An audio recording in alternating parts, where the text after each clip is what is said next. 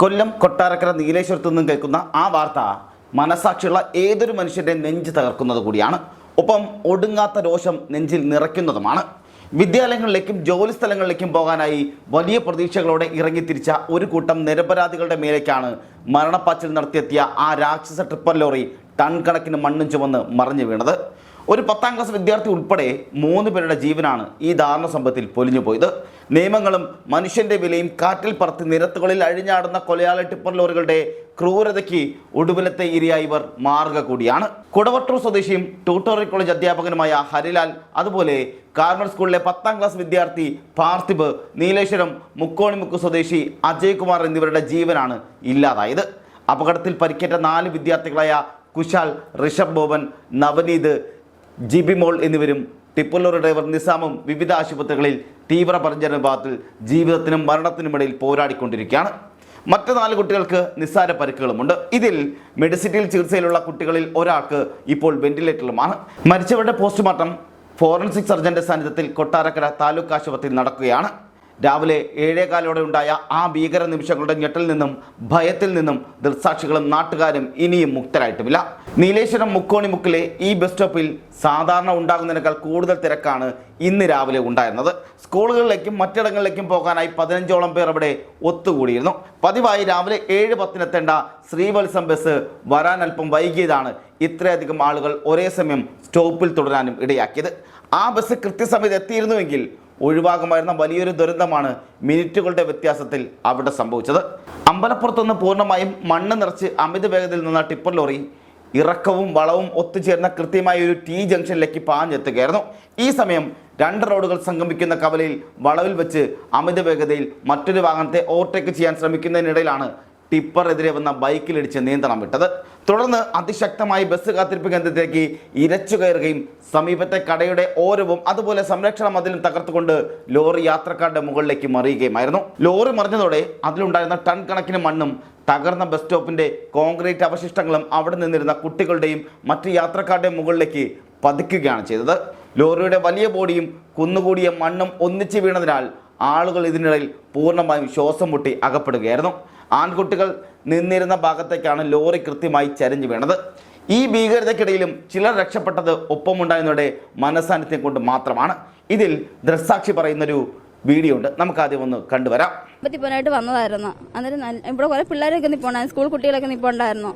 അന്നേരം പിന്നെ അവിടെ നല്ല അമിത സ്പീഡിൽ വന്നെയായിരുന്നു ടിപ്പർ, മണ്ണും കെട്ടിയാണ്ട് വന്നതായിരുന്നു. അങ്ങനെ ആ വന്ന ടിപ്പർ നല്ല ബ്രേക്ക് പിടിച്ചിട്ട് കിട്ടാൻ ഞാൻ എന്താണെന്ന് അറിയാം, നല്ല സ്പീഡിന് വന്നതായിരുന്നു. ഇവിടെ വന്ന് ആ പിള്ളേർ ദേഹത്തോട്ട് അങ്ങ് ഇടിച്ച് വീഴുമായിരുന്നു. അവിടെ നിന്ന് കണ്ടായിരുന്നു ഒരു ബുള്ളറ്റും കൂടെ വരുന്നുണ്ടായിരുന്നു. എവിടുന്നാന്ന് കറക്റ്റായിട്ട് എനിക്ക് അറിയത്തില്ല ഏത് വഴി. 10-12 പിള്ളേരുണ്ടായിരുന്നു. അങ്ങനെ അവിടെ വന്ന് അവരെയും ഇടിച്ചെത്തി. അപ്പോൾ എൻ്റെ കൂടെ ഇന്ന് 2-3 പിള്ളേരുണ്ടായിരുന്നു. ഞാൻ അവരെയും കൂടെ പെട്ടെന്ന് വലിച്ചെടുത്തുകൊണ്ട് അങ്ങ് പോയി. അങ്ങനെ ഞാനും ആ പിള്ളേരും കൂടെ അങ്ങ് രക്ഷപ്പെട്ടു. പക്ഷേ ബാക്കിയുള്ളവരെല്ലാവരും കൂടെ വന്ന് ആ ടിപ്പർ വന്നങ്ങ് ഇടിച്ച് ആ മണ്ണെല്ലാം കൂടെ അവരുടെ ദേഹത്തായിപ്പോയി.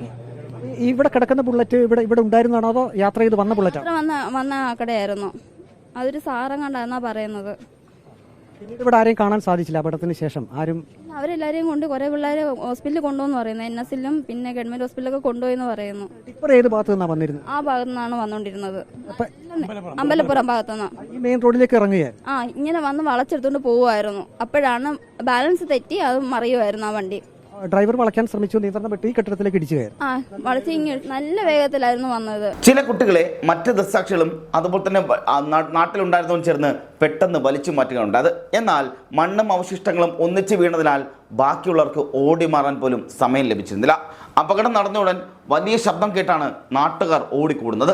രക്ഷപ്പെട്ട യുവതി ഉടൻ തന്നെ പോലീസിനെയും അഗ്നിരക്ഷാസേനയും വിവരമറിയിക്കുകയും ചെയ്തു. തുടർന്ന് നാട്ടുകാരും ഫയർഫോഴ്സും പോലീസും ആംബുലൻസും പ്രവർത്തകരും എല്ലാം ചേർന്ന് യുദ്ധകാലാടിസ്ഥാനത്തിലാണ് രക്ഷാപ്രവർത്തനം ആരംഭിച്ചത്. ടിപ്പറിനടിയിലും ടൺ കണക്കിന് മണ്ണിനടിയിലും ആളുകൾ പൂർണ്ണമായും മൂടപ്പെട്ട അവസ്ഥയിലായിരുന്നതിനാൽ രക്ഷാപ്രവർത്തനം അങ്ങേയറ്റം ദുഷ്കരമായിരുന്നു. ഉടൻ തന്നെ സ്ഥലത്തെത്തിയ JCB അടക്കമുള്ള ഉപയോഗിച്ചാണ് മണിക്കൂറുകൾ നീണ്ട പരിശ്രമത്തിനൊടുവിൽ മണ്ണും ലോറിയുടെ അവശിഷ്ടങ്ങളും മാറ്റാൻ സാധിച്ചത്. ആകെ 8 പേരെയാണ് ഈ അവശിഷ്ടങ്ങൾക്കിടയിൽ നിന്നും പുറത്തെടുത്തത്. തുടർന്ന് നടത്തിയ പരിശോധനയിൽ മണ്ണിൽ നിന്നും പുറത്തെടുത്ത പലരുടെയും അവസ്ഥ കാണാൻ കഴിയാത്ത വിധം ദയനീയമായിരുന്നു.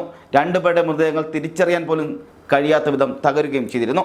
അപകട സ്ഥലത്ത് നിന്നും ചിന്നിച്ചിതറിയ അല്ലെങ്കിൽ ചിതറിത്തെറിച്ച സ്കൂൾ ബാഗും വസ്ത്രങ്ങളും ഒരു വിദ്യാർത്ഥിയുടെ മുറിഞ്ഞുപോയ കൈപ്പത്തിയും കണ്ടെടുത്തത് കണ്ടു നിന്നുകൊണ്ട് നെഞ്ചുലയ്ക്കുന്ന കാഴ്ച കൂടിയായിരുന്നു.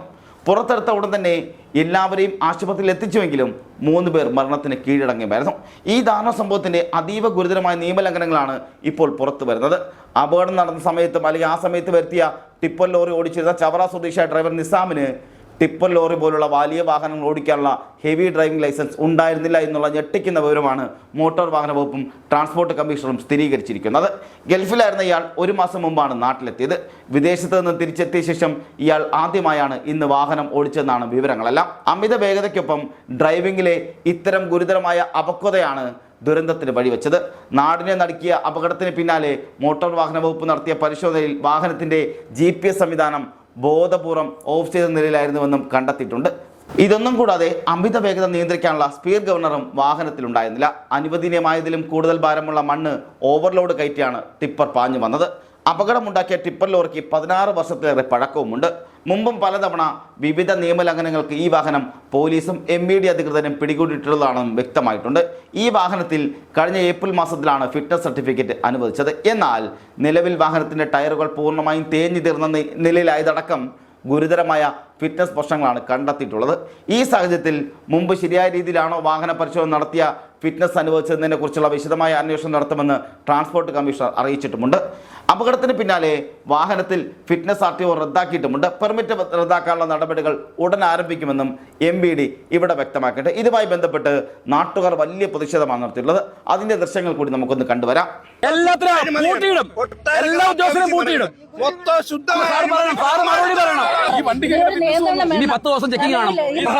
ഇന്നത്തെ ദുരന്തത്തിന് എന്താണ് കാരണം? ഇന്ന് അപകടം ഉണ്ടായ ടിപ്പറിന് ഫിറ്റ്നസ് ഉണ്ടോ? സാറിന് മറുപടി പറയാൻ സാധിക്കുമോ? ഫിറ്റ്നസ് ഉണ്ടോ? ഇല്ല സാർ. എങ്ങനെ ആ ടയർ കീറി പറഞ്ഞ ടയർ തേഞ്ഞ ടയറിൽ എങ്ങനെ സാറേ ഫിറ്റ്നസ് ലഭിക്കുക? എങ്ങനെ ഫിറ്റ്നസ് ലഭിക്കുക? ഫിറ്റ്നസ് എങ്ങനെ കൊടുത്തു? ആര് കൊടുത്തു സാർ? ഇതൊരു പൗരന്റെ അവകാശം അറിയാനുള്ളത്. സർട്ടിഫിക്കറ്റ് ഓഫ് ഫിറ്റ്നസ് 4 മാസം കരുനാഗപ്പള്ളി ഓഫീസിനാണ് സർട്ടിഫിക്കറ്റ് ഓഫ് ഫിറ്റ്നസ് വേണ്ടി കൊടുത്തിട്ടുള്ളത്. സാർ എങ്ങനെ കൊടുക്കാൻ പറ്റും സാർ? ആ സമയത്ത് ഇവർ വാഹനം കാണിച്ച സമയത്ത് ഈ ടയറാണോ അതിനുശേഷം അവർ ടയർ മാറിയിട്ടുണ്ടോ എന്നുള്ള കാര്യം നമുക്കറിയത്തില്ല. കാരണം 2 മാസം കഴിഞ്ഞിരിക്കുന്നു.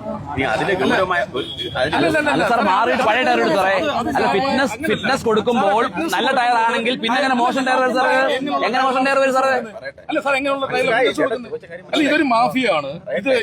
ഇത് മാസപ്പടി കൈപ്പറ്റിയുള്ള വലിയൊരു ഈ പട്ടാജി കൊട്ട ഞങ്ങൾ കൊട്ടാരക്കര കാര്യമാണ് സാർ. ഇപ്പൊ സംസ്ഥാന ഉദ്യോഗസ്ഥനായിരിക്കാം, ചിലപ്പോൾ ജില്ലാ ഉദ്യോഗസ്ഥ. ഞങ്ങൾ കൊട്ടാരക്കരയിൽ മണ്ണ് മാഫിയുടെ അതിപ്രസരമാണ്. ഈ ജീവനങ്ങൾ പണയം വെച്ചാണ് നിൽക്കുന്നത്. ഇത് സ്ഥിര ആവർത്തനമാണ്. സ്പോട്ട് നടപടി എടുക്കണം സാർ.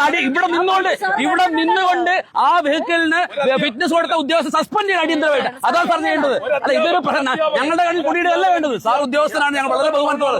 ഇത് ഈ മോട്ടോർ വാഹന വകുപ്പ് വളരെ അനാസ്ഥപരമായിട്ടുള്ള കാര്യങ്ങളാണ്. കൊട്ടാരക്കരയിൽ കൈക്കൂലി വാങ്ങിച്ചിട്ടുള്ള പരിപാടി. മണ്ണ് മാഫിയയ്ക്ക് സഹായം ചെയ്തു കൈക്കൂലി വാങ്ങിച്ചിട്ട് ഫിറ്റ്നസ് കൊടുക്കുന്ന ഒരു ഉദ്യോഗസ്ഥ ഉണ്ടായിരുന്നു. ആ ഉദ്യോഗസ്ഥയും കരുനാഗപ്പള്ളി ഉദ്യോഗസ്ഥരടക്കം കൊട്ടാരക്കരയിൽ മാഫിയുണ്ട്. ഈ മാഫിയയുടെ നടപടിയാണ്. അല്ലല്ല ഈ സാറ് ഇന്ന് മുഴുവൻ വണ്ടികളും പിടിക്കും. ഞങ്ങളുടെ കാര്യം സാർ ഇപ്പൊ സാറിന് വ്യക്തമായിട്ടുണ്ട്. ഈ വണ്ടിക്ക് ഫിറ്റ്നസ് കൊടുത്ത ഉദ്യോഗസ്ഥനെ സാറിന് അറിയാമോ? ആ പേര് പറയൂ. അയാൾ സസ്പെൻഡ് ചെയ്യൂ. അല്ലെങ്കിൽ ഞങ്ങൾ ഇരച്ചു കയറും. ഞങ്ങൾ അങ്ങോട്ട് ഇരച്ചു കയറും. നാളെ ഇവിടെ കൊട്ടാരക്കര RTO എല്ലാവരും ഉപരോധിക്കും. സാറ് മറുപടി പറയണം. സാർ പറയൂ. ആ പേര് പറയൂ. സാർ ആ ഉദ്യോഗസ്ഥന്റെ പേര് പറയൂ. സാർ പറയട്ടെ. സാറേ ഒരു കാര്യം കൂടെ, ഈ കൊട്ടാരക്കര ഓഫീസിലെ ഒരു മിനിറ്റ് ശരി. ലോറിയുടെ മൊട്ടയായ ടയറും അതുപോലെ അമിതമായ ഭാരവും അമിത വേഗതയുമാണ് അപകടത്തിന് കാരണമായതെന്നും കൃത്യമായ വാഹന പരിശോധന നടത്താത്ത MVDയുടെ അനാസ്ഥയാണ് ദുരന്തത്തിന് വഴിവെച്ചതെന്നും ആരോപിച്ച് നാട്ടുകാർ ഉദ്യോഗസ്ഥരോട് തട്ടിക്കയറുന്ന സാഹചര്യം വരെ ഉണ്ടായി. നമുക്ക് ആ ദൃശ്യങ്ങളും ഇപ്പോൾ നിങ്ങൾക്കിതിൽ കാണാൻ കഴിയുന്നുണ്ട്. അല്ലെങ്കിൽ നിങ്ങൾ കണ്ടതും അത് തന്നെയായിരിക്കാം. കൃത്യമായി സമയങ്ങളിൽ വാഹന പരിശോധന നടത്താത്ത മോട്ടോർ വാഹന വകുപ്പിൻ്റെ അനാസ്ഥയാണ് അപകടത്തിന് കാരണമെന്നാണ് പ്രദേശവാസികളെല്ലാം ആരോപിക്കുന്നത്. സ്ഥലത്തെത്തിയ MVD ഉദ്യോഗസ്ഥരോട് തട്ടിക്കയറിയത് നേരിയ സംഘർഷത്തിന് കാരണമാകുന്ന സാഹചര്യമുണ്ടായി. തുടർന്ന് പോലീസ് സ്ഥലത്തെത്തിയാണ് നാട്ടുകാരെ അന്വയിപ്പിച്ചത്. സമാനമായ രീതിയിൽ 2-3 മാസങ്ങൾക്ക് മുമ്പും ഇതേ പരിസരത്ത് വെച്ച് മറ്റൊരു വലിയ അപകടം നടക്കുകയും ചെയ്തു. അന്നും 3 പേരുടെ ജീവനാണ് പൊലിഞ്ഞത്. തുടർച്ചയായി ഉണ്ടാകുന്ന ഇത്തരം നിയമലംഘനങ്ങളും മരണങ്ങളും അധികാരികളുടെ കണ്ണ് തുറപ്പിക്കുന്നില്ലെന്നുള്ളതാണ് പ്രദേശവാസികളുടെ പരാതി. സംഭവത്തെ തുടർന്ന് ജനപ്രതിനിധികളും വൻ രാഷ്ട്രീയ നിലയും തന്നെ അപകട സ്ഥലത്തും ആശുപത്രിയിലും എത്തിച്ചേർന്നു. കൊടിക്കുന്നിൽ സുരേഷ് MP നേരത്തെ തന്നെ സംഭവ സ്ഥലത്തെത്തി രക്ഷാപ്രവർത്തനങ്ങൾ വിലയിരുത്തുകയും ആവശ്യമായ നിർദ്ദേശങ്ങൾ നൽകുകയും ചെയ്തു. അതുപോലെ മന്ത്രിമാരായ ബിന്ദു കൃഷ്ണ, മന്ത്രി PC വിശ്വനാഥ് എന്നിവരും സംഭവ സ്ഥലത്ത് സന്ദർശിച്ച് സ്ഥിതിഗതികൾ വിലയിരുത്തുകയും ചെയ്തു.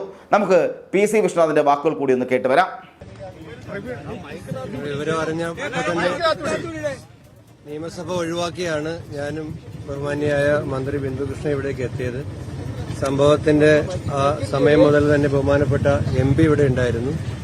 പ്രാഥമികമായി പോലീസിൽ നിന്നും മനസ്സിലാക്കാൻ കഴിഞ്ഞത് വാഹനം അമിത വേഗത്തിലായിരുന്നു. അമിത വേഗത്തിൽ വന്ന വാഹനം ഈ ബൈ റോഡിൽ നിന്ന് തിരിയുമ്പോഴത്തേക്കും ആക്സിഡന്റ് ഉണ്ടായി. അതേസമയം തന്നെ അമിത വേഗം തന്നെയാണ് ഇത് മറ്റ് അപകടത്തിലേക്ക് നയിച്ചത് എന്നാണ് പോലീസിൽ നിന്നും പ്രാഥമികമായി മനസ്സിലാക്കാൻ കഴിഞ്ഞത്. മറ്റു കാര്യങ്ങൾ പോലീസ് അതിന്റെ തുടർന്നുള്ള അന്വേഷണങ്ങൾ നടത്തുന്നുണ്ട്. ഇപ്പോ പരിക്ക് പറ്റിയ മുഴുവൻ ആളുകളുടെയും ചികിത്സാ ചെലവ് സർക്കാർ ഏറ്റെടുക്കും. മരണപ്പെട്ടവരുടെ ആശ്രിതർക്ക് നൽകുന്ന സഹായം സംബന്ധിച്ച് ഗവൺമെന്റിന്റെ പരിഗണനയിലുണ്ട്. ക്യാബിനറ്റ് ഡിസിഷൻ വേണ്ട കാര്യമാണ്. കാരണം ഡിസാസ്റ്റർ അല്ലാത്തതുകൊണ്ട് അപകടമാണ്. അതും ഞങ്ങൾ ബഹുമാനപ്പെട്ട മുഖ്യമന്ത്രിയുടെ കൂടി ശ്രദ്ധയിൽപ്പെടുത്തി മരിച്ചവരുടെ കുടുംബങ്ങൾക്ക് നൽകുന്ന സഹായത്തെ സംബന്ധിച്ചിട്ടുമുള്ള തീരുമാനമുണ്ടാകും. ഇതാണ് പ്രാഥമികമായിട്ട് ഇപ്പോൾ പറയാൻ കഴിയും. അപകടത്തെക്കുറിച്ച് അന്വേഷിക്കാൻ പ്രത്യേക സംഘത്തെ നിയോഗിച്ചതായും പ്രാഥമിക അന്വേഷണം ആരംഭിച്ചതായും നാഗരാജു IPS അറിയിച്ചിട്ടുമുണ്ട്. സ്കൂൾ വാഹനങ്ങളുടെ സമയവും ടിപ്പർ ലോറികളുടെ സമയക്രമവും പുനഃക്രമീകരിക്കേണ്ടതുണ്ടെന്നും കാലാനുസൃതമായ മാറ്റങ്ങൾ ഉണ്ടാകുമെന്നും അദ്ദേഹം പ്രതികരിക്കുകയും ചെയ്തിട്ടുണ്ട്. സമയക്രമം മാത്രമല്ല, സുരക്ഷിതമായ ഡ്രൈവിംഗ് ശീലങ്ങൾ ഇല്ലാത്തത് കൂടിയാണ് ഇത്തരം അപകടങ്ങൾക്ക് കാരണമാകുന്നതെന്നും പറയപ്പെടുന്നുണ്ട്. അന്വേഷണ റിപ്പോർട്ട് വന്നാലുടൻ കുറ്റക്കാർക്കെതിരെ ശക്തമായ നടപടി ഉണ്ടാകുമെന്നും അദ്ദേഹം വ്യക്തമാക്കി. ഇതിൽ MED ഇതിനെക്കുറിച്ച് പറയുന്ന വാക്കുകൾ കൂടിയൊന്ന് നമുക്ക് കേട്ടുവരാം. ഇതൊരു ഹെവി ലൈസൻസ് ഇല്ലാത്ത ആളാണ് അദ്ദേഹം വണ്ടി ഓടിച്ചിരുന്നത്. ഈ വണ്ടി ഓടിക്കുന്നതിന് ഹെവി ലൈസൻസ് ആവശ്യമാണ്. മീഡിയം ഗുഡ്സ് അല്ലേ? മീഡിയം ഗുഡ്സ് GPS കട്ട് ചെയ്തിരിക്കുക. GPS ഒന്നുകിൽ അവർ ഇൻസ്റ്റാൾ ചെയ്തിട്ടില്ല, നമുക്ക് ഫൈൻഡ് ചെയ്യാൻ കഴിയുന്നത് സിസ്റ്റം ത്രൂ ഫൈൻഡ് ചെയ്യാൻ കഴിയുന്നില്ല. അതിനർത്ഥം ഒന്നുകിൽ അവർ കട്ട് ചെയ്തു, അല്ലെങ്കിൽ ആ വണ്ടിക്ക് GPS ഇല്ലാതെ ഓപ്പറേറ്റ് ചെയ്തു. 2009 മോഡൽ 17 വർഷം പഴക്കമുള്ള വണ്ടിയാണ്. അപ്പോൾ അതിൻ്റെ കണ്ടീഷൻ സ്വാഭാവികമായിട്ടും വളരെ മോശമായിരിക്കും. പിന്നെ GPS ഇല്ല, സ്പീഡ് ഗവർണർ ഇല്ല, ഡ്രൈവർക്ക് ലൈസൻസ് ഇല്ലെന്നാണ് ഏറ്റവും വലിയ ദാരുണമായ സംഭവം. അദ്ദേഹം ഒരു ഹെവി ലൈസൻസ് ഹോൾഡർ അല്ല. ഹെവി ലൈസൻസ് ഹോൾഡർ അല്ലാത്ത ഒരാൾ ഒരു കാരണവശാലും ഈ വാഹനം ഓടിക്കാൻ പറ്റത്തില്ല. നമ്പർ 2, അദ്ദേഹം ഇപ്പോൾ ഗൾഫിലായിരുന്നു. കഴിഞ്ഞ 1 മാസം മുമ്പ് അദ്ദേഹം നാട്ടിലെത്തിയിരിക്കുന്നത്. അപ്പോൾ അതായത് വളരെ വർഷങ്ങൾക്ക് ശേഷം അദ്ദേഹം ആദ്യമായിട്ട് ഇന്ന് വണ്ടി ഓടിക്കുക. അദ്ദേഹത്തിൻ്റെ വീഴ്ച ഇപ്പോൾ സ്വാഭാവികമായിട്ട് ഒരു കാർ ഓടിക്കുന്ന പോലെ അല്ല. ഒരു ഹെവി ലൈസൻസ് ഓടിക്കുന്ന ഒരു എക്സ്പെർട്ടൈസേഷൻ അദ്ദേഹത്തിൽ ഇല്ലെന്നുള്ളതാണ് ബോധ്യപ്പെടുന്നത്.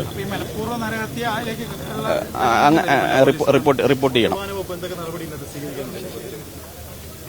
ഈ വണ്ടിയുടെ സർട്ടിഫിക്കറ്റ് ഓഫ് ഫിറ്റ്നസ് ഓൾറെഡി നമ്മളിപ്പോൾ ക്യാൻസൽ ചെയ്ത് കഴിഞ്ഞു. ഇനി അതിന്റെ പെർമിറ്റിലേക്ക് കൂടെ നടപടി എടുക്കണമെന്ന് വിചാരിക്കുന്നു. കാരണം നിരന്തരമായിട്ട് ഇങ്ങനെ സർട്ടിഫിക്കറ്റ് ഓഫ് ഫിറ്റ്നസ് ഇല്ലാതെ പിടിക്കപ്പെട്ട ഒരു വണ്ടിയാണ്. പിന്നെ ഈ പറഞ്ഞതുപോലെ VLTD കട്ട് ചെയ്തിരിക്കുന്നു. നിയമങ്ങളൊക്കെ ലംഘിച്ചിരിക്കുന്നു. അതിന് നടപടി ഉണ്ടാവും. സ്കൂൾ സമയങ്ങളിൽ ടിപ്പർ ലോറികൾ ഉൾപ്പെടെയുള്ള കനത്ത വാഹനങ്ങൾക്ക് കർശനമായ സമയ നിയന്ത്രണം ഏർപ്പെടുത്തണമെന്നും കൃത്യമായ ഇടവേളകളിൽ ഇവയുടെ ഫിറ്റ്നസ് പരിശോധന ഉറപ്പാക്കുമെന്നുമാണ് ഇപ്പോൾ നാട്ടുകാർ ഒന്നടങ്കം ആവശ്യപ്പെടുന്നത്. നിയമങ്ങൾ കർശനമായി നടപ്പിലാക്കിയില്ലെങ്കിൽ ഇനിയും നിരപരാധികളായ കുരുന്നുകളുടെ ചോര നമ്മുടെ നിരത്തുകളിൽ വീഴുമെന്ന കാര്യത്തിൽ യാതൊരു തർക്കവുമില്ല. ഒന്ന് ആലോചിക്കണം. ഹെൽമറ്റ് ഇല്ല എന്നും ലൈസൻസ് ഇല്ല എന്നും പറഞ്ഞ് നടക്കുന്ന, അങ്ങനെ നിരന്തരം പെറ്റിയടിക്കുന്ന പോലീസും MEDയും ഇത്തരം മരണപ്പാച്ചിൽ നടക്കുന്ന ടിപ്പർ ലോറികളെ കണ്ടില്ല എന്നടിക്കുന്ന സാഹചര്യങ്ങൾ ഉണ്ടാകുന്നുണ്ട്. അത് പലപ്പോഴും വലിയ വലിയ ദുരന്തങ്ങൾക്ക് കാരണമാകുന്നുമുണ്ട്. എന്നിട്ടും ഇവർ പഠിക്കുന്നില്ല എന്ന് മാത്രമല്ല, ഇവരിൽ നിന്ന് പാഠം ഉൾക്കൊള്ളുന്നില്ല, മനസ്സിലാക്കുന്നുമില്ല. അതുകൊണ്ട് തന്നെയാണ് നമ്മുടെ പ്രിയപ്പെട്ടവർ അടക്കമുള്ളവർ ഇവിടെ ചോര ചിന്തി റോഡിൽ കിടക്കേണ്ട സാഹചര്യം ഉണ്ടാകുന്നത്. പലപ്പോഴും നമുക്കുണ്ടാകുന്ന പരാതികൾ എന്ന് പറയുന്നത് പോലീസും MED ആയിക്കോട്ടെ, ഇപ്പോഴും നിസ്സാര കാര്യങ്ങൾക്ക് പോലും വൻതുക പിഴയായി ചുമത്തുന്ന സാഹചര്യം ഉണ്ടാകുന്നുണ്ട്. പൊല്യൂഷൻ ഇല്ലെങ്കിൽ, അല്ലെങ്കിൽ ഈ പറയുന്ന ഹെൽമറ്റ് വെച്ചില്ലെങ്കിൽ, അങ്ങനെയൊക്കെ പറഞ്ഞുകൊണ്ട് വാഹനങ്ങൾ പിടിച്ചെടുക്കുകയും വലിയ തുക ഫൈനായി നമ്മളിൽ നിന്നും പിടിച്ചെടുക്കുകയും ചെയ്യുന്ന സാഹചര്യങ്ങൾ ഉണ്ടാകുന്നുണ്ട്. എന്നാൽ ഇവരൊന്നും മനഃപൂർവ്വമോ അല്ലാതെയോ കണ്ടിട്ടും കാണാത്ത പോലെ നടിക്കുന്നതാണ് ഇത്തരത്തിലുള്ള ടിപ്പർ ലോറികളും അതുപോലെ അമിത വേഗതയിൽ എത്തുന്ന മറ്റു പല വാഹനങ്ങളും. ഇതൊന്നും പലപ്പോഴും ഇവർ കാണാത്ത സാഹചര്യം ഉണ്ടാകുന്നു, അല്ലെങ്കിൽ കണ്ടിട്ടും കാണാത്ത നടിക്കുന്ന സാഹചര്യം ഉണ്ടാകുന്നു. അതുകൊണ്ടൊക്കെ തന്നെയാണ് ഇതുപോലുള്ള വലിയ അപകടങ്ങൾ ഉണ്ടാകുന്നത്. പ്രിയപ്പെട്ടവരുടെ വേർപാടിൽ വിറങ്ങലിച്ചു നിൽക്കുന്ന നീലേശ്വരം ഗ്രാമത്തിന് ഈ ദുരന്തമേൽപ്പിച്ച ആഘാതത്തിൽ നിന്നും തിരിച്ചു വരാൻ ഇനിയുമേറെ സമയമെടുക്കും. നമ്മുടെ കുരുന്നുകളാണ്, നമ്മുടെ സഹോദരങ്ങളും നമ്മുടെ മക്കളുമൊക്കെയാണ് ഇതുപോലെ മരണപ്പാച്ചിലിൽ പൊലിഞ്ഞു പോകുന്നതെന്നുള്ള ബോധമെങ്കിലും ഈ പറഞ്ഞ നിയമപാലകർക്കും അതുപോലെ MVDക്കും ഉണ്ടായാൽ അത് അത്രയും നല്ലതാണെന്ന് കൂടിയേ പറയാനുള്ളൂ.